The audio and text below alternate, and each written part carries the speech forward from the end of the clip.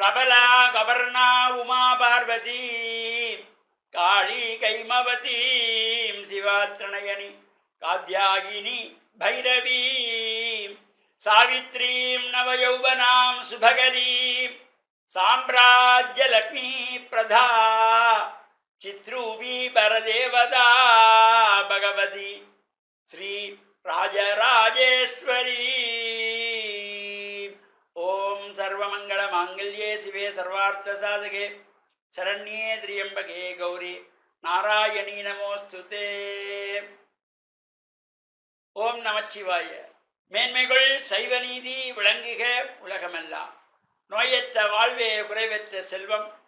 அந்த நோய் நொடிகள் இல்லாத வாழ்வு இந்த உலக மக்கள் எல்லோரும் வாழ வேண்டும் என்று கலியுகத்தின் காந்தமலை ஜோதியாகிய சபரிமலை சுவாமி ஐயப்பனுடைய திருவடிகளை சிறந்தாழ்த்தி டான் தமிழொலி ஓம் தொலைக்காட்சி நேயர்கள் அனைவருக்கும் சர்வதேச இந்து மத குறிப்பீடம் அகில இலங்கை சபரிமலை ஸ்ரீ சாஸ்தாபுரத்தின் சார்பில் இனிய வணக்கங்களும் நல்லாசிகளும். என்றும் மங்களகரமான பராபவ வருஷம் ஆடி மாதம் 29ஆம் நாள் 14/8/2026 வெள்ளிக்கிழமை. இன்றைய தினம் அன்னை பராசக்திக்குரியதாகிய இந்த பூரகர்மா என்கின்ற சிறப்பான ருதுசோபன வைபவம் நடைபெறுகின்ற பூர நட்சத்திரம் ஆடிப்பூரம். பல்வேறு அம்பாள் ஆலயங்களிலே தீர்த்த உற்சவங்கள், தேருற்சவங்கள், சங்காபிஷேகங்கள், பால்குட பவனிகள் என்று சிறப்பான நிகழ்வுகளெல்லாம் நடைபெறுகின்ற நாள் இந்த ஆடிப்பூரம். இந்த ஆடிப்பூரத்திலே சைவத்தமிழ் மக்கள் அம்பிகையை நாம் வழிபாடு செய்வது போல வைஷ்ணவ மக்களும் இந்த ஆடிப்பூரத்திலே ஆண்டாளை வழிபாடு செய்து பிரார்த்தனை செய்கின்ற ஒரு சிறப்போடு கூடிய நாள் இந்த ஆடிப்பூரம். ஆடிப்பூரத்திலே அம்பாளுக்கு ருதுசோபன வைபவம் என்கிற இந்த பூரகர்மா என்கின்றதாகிய சிறப்பான நிகழ்வுகள் நடைபெற்று அங்கே ஊஞ்சலிலே அம்பாள் வைத்து அலங்கார தீபாராதனைகள் நடைபெற்று சுவாமி வலம் பெறுகின்ற சிறப்போடு கூடியதாகவும் அம்பாளுக்கு வளையல்கள் சாத்தி பிரார்த்தனை செய்கின்ற சிறப்பு, அங்கே வருகின்ற சுமங்கலி பெண்கள் கன்னி பெண்களுக்கு அம்பாளுடைய பிரசாதமாக இந்த கைக்கு வளையல்கள் எல்லாம் கொடுக்கின்ற ஒரு சிறப்போடு கூடியதாகவும் பல இடங்களில் நடைபெறுகின்ற சிறப்போடு கூடியது. இன்றைய தினம் பருத்தித்துறை புலோலி பர்வதபத்தினி அம்பிகா சமேத பசுபதீஸ்வரர் ஆலயம் என்கின்ற பருத்தித்துறை சிவன் தேவஸ்தானத்திலே அம்பாளுடைய பர்வதபத்தினி அம்பிகையினுடைய இந்த தீர்த்த உற்சவம் இரவு கொடியிறக்க வைபவம். அதே போல கேகாலை மாவட்டம் வரக்காப்புளை அம்பேபூச ஸ்ரீ முத்துமாரி அம்பாள் ஆலயம், கொழும்பு கண்டி பிரதான வீதி அமைந்திருக்கின்ற அன்னை ஸ்ரீ முத்துமாரி அம்பாள் ஆலயத்திலே இன்றைய தினம் காலையிலே பால்குட பவனியோடு அம்பாளுக்கு நவோத்தர சகசிர மகா சங்காபிஷேகம் 1009 சங்குகளினாலே அம்பாளுக்கு சங்காபிஷேகம் நடைபெற்று மாலை 5 மணிக்கு விசேஷ வசந்த மண்டப தீபாரா நடைபெற்று 6 மணிக்கு அம்பாள் ரதத்திலே தேரிலே ஆரோகணித்து நகர்வலம் வருகின்றதாகிய ரத பவனி சிறப்பாக நடைபெறுகின்றது. நாளைய தினம் காலையிலே தீர்த்தோற்சவம். அவ்வாறு சிறப்போடு கூடியதாகிய இந்த ஆடிப்பூர நாளிலே நாமும் ஆலயங்களிலே சென்று வழிபாடுகள் செய்து பிரார்த்தனை செய்வதோடு வருகின்ற வெள்ளிக்கிழமை 21/8/2026 அன்றைய தினம் வேண்டும் வரங்களை தரவல்ல ஸ்ரீ வரலட்சுமி விரதம் சிறப்பாக அகில இலங்கை சபரிமலை சாஸ்தாவிடத்தினாலே கடந்த 45 ஆண்டுகளுக்கு முன்பு ஆரம்பிக்கப்பட்டு இன்று நாடளாவிலே நடைபெறுகின்ற வரலட்சுமி விரதம் தொடர்ச்சியாக சாஸ்தாவிடத்திலே இந்த 45வது ஆண்டாகவும் நடைபெற்று கொண்டிருக்கின்றது. அதிகாலையிலே 5:30 மணி முதல் ஆரம்பமாகி இந்த விரத பூஜைகள் நடைபெறும். பொதுவாக இந்த வரலட்சுமி விரதம் என்பது காலையிலே ஆரம்பித்து பகல் மானத்திலே முடிய வேண்டும். இது பல இடங்களிலே இரவிலே செய்து கொள்வார்கள். ராத்திரியிலே விரத வழிபாடு கிடையாது. இந்த விரத வழிபாடுகள் என்பது நாம் பகல் விரதத்தை பூர்த்தி பண்ணுவதற்கு முன்பதாக, இது இரவிலே செய்கின்ற பொழுது பகல் சாப்பிட்டு விட்டு செய்கிறதுனால இந்த பலனும் கிடைக்காது.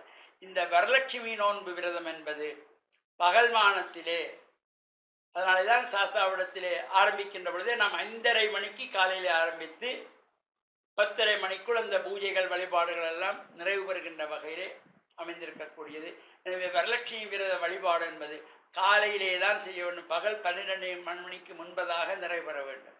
12 மணிக்கு அப்புறம் பகல் சாப்பிட்டதுக்கு அப்புறம் இந்த வரலட்சுமி விரதம் செய்வதிலே இந்த பலன் கிடையாது. சாதாரணமாக விளக்கு பூசையாக செய்து கொள்வார்களே தவிர வரலட்சுமி விரத நோன்பு என்பது காலையிலே தான் விரதமாக இருந்து பகல் பொழுதிலே விரத பூர்த்தி செய்கின்ற வகையில் அமைந்திருக்கின்ற இந்த வரலட்சுமி விரத பூஜையை கலந்து கொள்ளுகின்ற சகலருக்கும் உபச்சார பொருள்கள் எல்லாம் அன்பளிப்பாக வழங்கப்படுவதோடு தங்கமுலாம் பூசப்பட்ட ஸ்ரீசக்கர யந்திரமும் சாஸ்தாவிடத்தில் தொடர்ச்சியாக வழங்கப்பட்டு வருகின்ற ஒரு சிறப்போடு கூடியது. நாமும் இந்த பூஜை வழிபாடு கலந்து இறையருளை பெற்று மண்ணில் நல்லவன் நம்பாள. டான் தமிழொலி ஓம் தொலைக்காட்சி நேயர்கள் அனைவருக்கும் சர்வதேச இந்து மத குருவிடத்தின் சார்பில் நல்லாசிகளை கூறிக்கொள்வதில் மன மகிழ்வு கொள்கிறோம். சர்வே ஜனாக சுகினோ பவந்து சமஸ்த சன்மங்களானி சன் சுபா.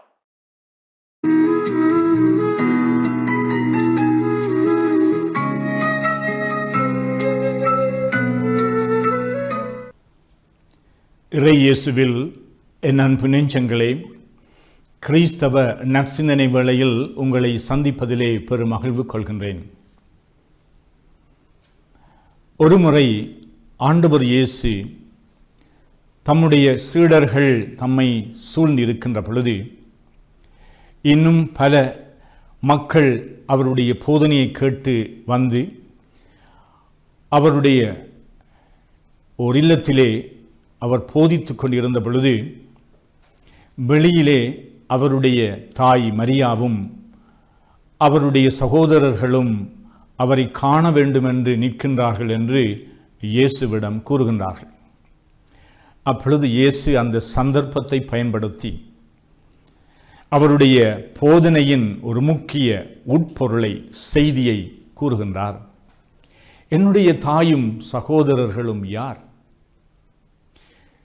ஆண்டவருடைய வார்த்தைகளை கேட்டு அதன்படி தங்களுடைய வாழ்வை அமைத்துக் கொள்ளுகின்ற இந்த சீடர்கள் தான் என்னுடைய தாயும் சகோதரர்களும் என்று. இயேசுவுக்கு ஒரு தாய், இயேசுவுக்கு சகோதரர்கள், உறவுகள் என்று பலர் இருந்தாலும் அவர் அந்த இரத்த உறவை கடந்து விசுவாச உறவை இந்த சமூகத்திலே ஏற்படுத்துகின்றார். இறை நம்பிக்கையாளர்கள் எல்லோரும் ஆண்டவருடைய பிள்ளைகள். அவர்கள் ஒருவர் ஒருவரை சகோதர சகோதரிகளாக, பெற்றோர்களாக, பிள்ளைகளாக ஏற்றுக்கொள்ளுகின்ற ஒரு உன்னதமான உறவு நிலை. இதை பற்றி இயேசு அழகாக இந்த சந்தர்ப்பத்தை பயன்படுத்தி எடுத்து சொல்லுகின்றார். என்னுடைய, அதாவது தந்தையினுடைய திருவுள்ளம், இறைவனுடைய திருவுள்ளத்தை நிறைவேற்றுகின்றவர்கள். நாங்கள் எங்களுடைய பெற்றோருடைய விருப்பத்தை நிறைவேற்ற விரும்புவது போல, எங்களுடைய சகோதர சகோதரிகளுடைய விருப்பங்களை நிறைவேற்ற விரும்புவது போல, ஏனென்றால் நாங்கள் அவர்களை அன்பு செய்கின்றோம், அவர்கள் எங்களை அன்பு செய்கின்றார்கள். அப்படிப்பட்ட ஒரு உறவு நிலை அழகானது, புனிதமானது, நல்லது, தேவையானது.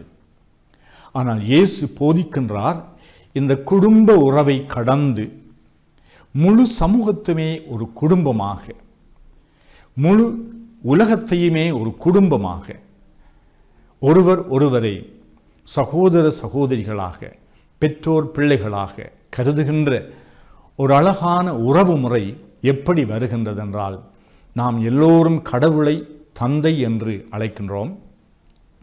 அந்த தந்தையினுடைய விருப்பம், அவர் எங்களுக்கு எப்பொழுதுமே மீட்பை தர வேண்டும், விடுதலையை தர வேண்டும், முழு மனிதர்களாக நாங்கள் வளர வேண்டும், வாழ வேண்டும், மகிழ்வோடும் வளமோடும் இருக்க வேண்டும் என்றுதான் இறைவன் திட்டம் கொள்கின்றார். அவருடைய இந்த திருவுள்ளத்தை, அவருடைய இந்த திட்டத்தை, அவருடைய விருப்பத்தை நாங்கள் நிறைவேற்றுகின்ற பொழுது எங்களுக்குள்ளே இனம் தெரியாமலே ஒரு ஆழமான அன்புறவு பிறக்கின்றது. அந்த உறவினால் எங்களுடைய உள்ளத்திலே கிடைக்கின்ற மகிழ்ச்சியும், எங்களுடைய வாழ்விலே கிடைக்கின்ற வளமையும் இன்னும் அதிகமாக கிடைக்கின்றது. இதைத்தான் இயேசு, யார் என்னுடைய தாயும் சகோதரர்களும் நீங்கள் தான். என்னுடைய போதனையை கேட்கின்றீர்கள், ஆண்டவருடைய திருவுள்ளப்படி, தந்தையாகிய கடவுளுடைய திருவுள்ளப்படி வாழ விரும்புகின்றீர்கள்? அதுதான் நாங்கள் ஒவ்வொருவருமே கிறிஸ்துவினுடைய சகோதரர்களாக, கிறிஸ்துவினுடைய தாய்மார்களாக, தந்தையர்களாக, கிறிஸ்துவினுடைய பிள்ளைகளாக நாங்கள் மாறுகின்றோம். இப்படிப்பட்ட ஒரு குடும்ப உறவை முழு சமுதாயமும் ஒரு குடும்பம் போல அன்போடும் பண்போடும் ஒருவர் மற்றவருடைய விருப்பங்களை நிறைவேற்றுகின்ற, அதனால் ஏற்படுகின்ற திருப்தியும் மனநிறைவும் வளர்ச்சியும் எங்கள் மத்தியிலே இன்னும் அதிகமாக கிடைக்க வேண்டும் என்று இந்த நாளிலே எங்களுக்காக நாங்கள் மன்றாடிக் கொள்வோமாக. ஆமென்.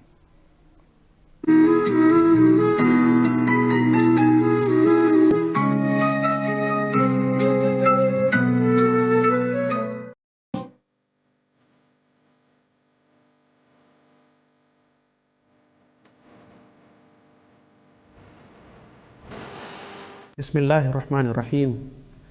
இஸ்லாமிய நற்சிந்தனையோடு இன்றைய தினம் இணைந்திருக்கக்கூடிய நேயர்கள், பார்வையாளர்கள் அனைவருக்கும் அஸ்ஸலாமு அலைக்கும் வரஹ்மத்துல்லாஹி வபரகாத்துஹு.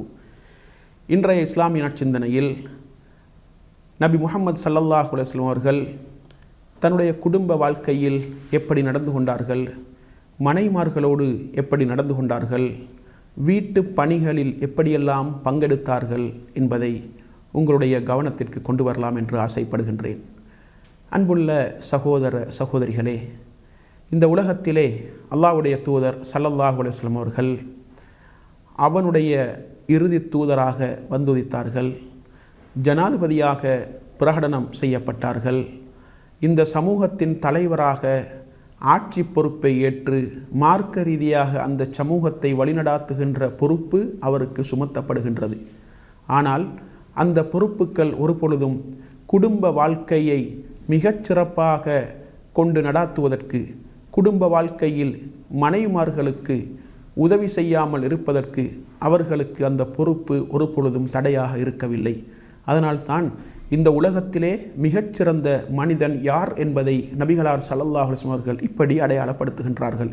ஹியாருக்கும் ஹியாருக்கும் லி அஹ்லிஹி வ அன ஹியாருக்கும் லி அஹ்லி. உங்களில் சிறந்தவர் தன்னுடைய மனைவியிடத்திலே சிறந்தவர்தான். என்னை பொறுத்தவரைக்கும் நான் என்னுடைய மனைவிக்கு சிறந்தவனாக இருக்கின்றேன் என்று நபிகளார் ஸல்லல்லாஹு அலைஹி வஸல்லம் அவர்கள் சொல்லி காட்டினார்கள். எனவே ஒரு மனிதனுடைய மனைவி அவனை சிறந்தவன் என்று சொல்ல வேண்டும். அந்த உறவை மனைவியோடு கணவன் பேணிக் கொள்ள வேண்டும். ரசூலுல்லாஹி ஸல்லல்லாஹு அலைஹி வஸல்லம் அவர்கள் அல்லாஹ்வுடைய தூதராக இருந்து கொண்டு மார்க்க பணிக்காக அவர்கள் தெரிவு செய்யப்படுகின்றார்கள். அல்லாஹ்வுடைய வஹியை, அல்லாஹ்வுடைய தெய்வீக கோட்பாடுகளை மனித சமூகத்திற்கு கற்றுக் கொடுக்கின்ற பொறுப்பு அவருக்கு சுமத்தப்பட்டாலும் கூட மனைவி மக்களோடு மிக அன்பாக நடந்து கொண்டார்கள் என்பதை நாங்கள் பார்க்கலாம். எந்த அளவுக்கென்றால் மனைவிமார்களுடைய உணர்வுகளை கூட புரிந்து கொள்வார்கள், மனைவிமார்களோடு அன்பாக நடந்து கொள்வார்கள், மனைவிமார்களோடு நளினமான முறையிலே நடந்து கொள்வார்கள். தன்னுடைய மனைவி ஆயிஷா ரதியல்லாஹு அன்ஹா அவர்களை பார்த்து சில பொழுதுகளில் அன்பாக ஆயிஷ் என்று அழைப்பார்கள். ஆயிஷா என்று சொல்லாமல் அதை சுருக்கி ஆயிஷ் என்று அழைப்பார்கள்.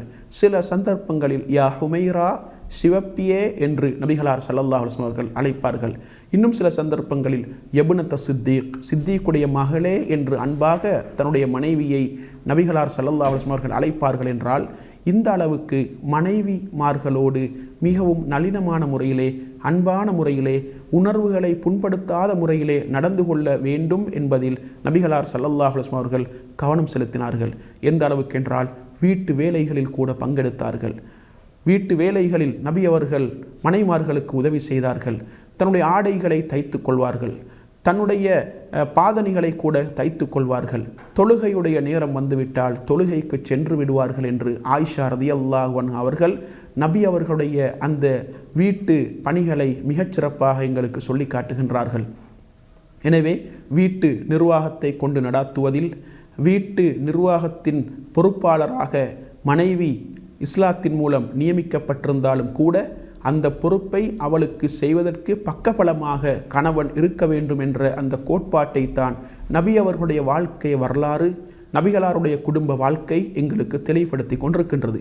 எனவே மனைமார்களுக்கு உதவி செய்யக்கூடிய கணவன்மார்களாக ஆண்கள் இருக்க வேண்டும் என்பதற்கு நபிகளாருடைய வாழ்க்கை வரலாறு எங்களுக்கு மிக பெரும் சான்றாக இருக்கின்றது. எனவே இந்த உலகத்திலே நாங்கள் திருமணம் செய்து மனைவி மக்களை கவனிக்க வேண்டும். அவர்களோடு நல்ல உறவை நாங்கள் வைத்து கொள்ள வேண்டும். அவர்களுடைய தேவைகளை கண்டு தேடி நிறைவேற்ற வேண்டும். அவர்களுடைய விருப்பு வெறுப்புகளை நாங்கள் புரிந்து கொள்ள வேண்டும். அவர்களுடைய உணர்வுகளை நாங்கள் மதிக்க வேண்டும். அவர்களுடைய உள்ளம் புண்படுகின்ற வகையில் நாங்கள் பேசக்கூடாது, நடந்து கொள்ளக்கூடாது என்பதையெல்லாம் நபிகளார் ஸல்லல்லாஹு அலைஹி வஸல்லம் அவருடைய வாழ்க்கை வரலாறின் மூலம் நாங்கள் தெளிவாக புரிந்து கொள்ளலாம். எனவே இந்த உலகத்திலே மனைவி மக்களோடு மிகச்சிறந்த முறையிலே, நளினமான முறையிலே, அன்பான முறையிலே நடந்து கொண்ட ஒரு மிக பெரும் தலைவராகத்தான் நபிகளார் ஸல்லல்லாஹு அலைஹி வஸல்லம் அவர்கள் இந்த மண்ணிலே வாழ்ந்து காட்டினார்கள் என்பதை நாங்கள் புரிந்து கொள்ள வேண்டும். எனவே மனைவி மக்களோடு மிகவும் நளினமான முறையிலே நடந்து வீட்டு நிர்வாகத்திலே மனைவிக்கு ஒத்துழைக்கக்கூடிய கணவன்மார்களாக ஆண்கள் மாற வேண்டும். நபிகளாருடைய வாழ்க்கை வரலாறு எங்களுக்கு மிகப்பெரிய போதனைகளையும் அறிவுரைகளையும் முன்மாதிரிமிக்க நடத்தைகளையும் போதிக்கின்றது என்பதை தெளிவாக புரிந்து வீட்டு நிர்வாகத்திலே மனைவி மக்களோடு அன்பாகவும் கனிவாகவும் நடந்து கொள்வதற்கு அல்லாஹு தஆலா நம் அனைவருக்கும் துணை புரிவானாக. வாஹிர் தஅவானா அனில் ஹம்துலில்லாஹி ரப்பில் ஆலமீன்.